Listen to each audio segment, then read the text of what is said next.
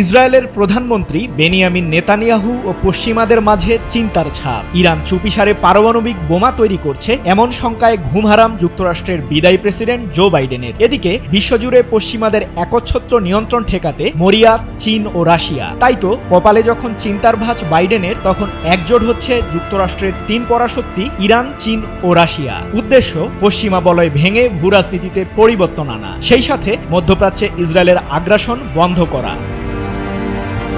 নিজের মেয়াদের শেষ সময়ে এসেও ওয়াশিংটনের শক্তি বজায় রাখতে ইসরায়েলকে অর্থায়ন করার পরিকল্পনা প্রেসিডেন্ট বাইডেন প্রশাসনের। সম্প্রতি মধ্যপ্রাচ্যে আগ্রাসন চালিয়ে যেতে বাইডেনের নেতৃত্বাধীন হোয়াইট হাউস প্রায় $8 বিলিয়ন অস্ত্র প্রধানমন্ত্রী নেতানিয়াহুকে পাঠানোর ঘোষণা দিয়েছে। এ বিষয়ে গত 4 জানুয়ারি একটি প্রতিবেদন প্রকাশ করেছে ব্রিটিশ সংবাদ মাধ্যম বিবিসি।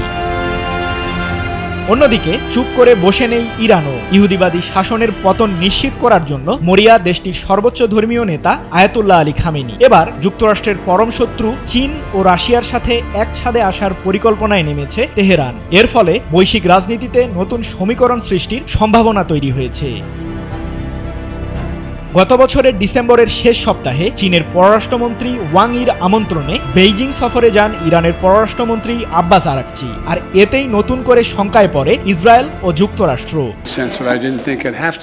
সফরে দুই দেশের সর্বোচ্চ পর্যায়ের কূটনীতিকদের বৈঠকে আলোচনা হয় আঞ্চলিক বিভিন্ন সংকট নিয়ে। দুই মন্ত্রীর বৈঠকে অর্থ ও বাণিজ্যের পাশাপাশি স্থান পায় পারমাণবিক অস্ত্র ইস্যু। নতুন বছরে পারমাণবিক বিষয়ে গতিশীলতার মুখ দেখবে ইরান, আরাকচি বরাতে এমনটি জানিয়েছে সংবাদ মাধ্যম তেহরান টাইমস। এর আগে তেহরান সফরে যান রাশিয়ার উপপ্রধানমন্ত্রী ভিটালি সাভেলিভে। গত বছরের 23 ডিসেম্বর ইরানের প্রেসিডেন্ট মাসুদ পেজেশকিয়ানের সাথে বৈঠক করেন রুশ উপপ্রধানমন্ত্রী।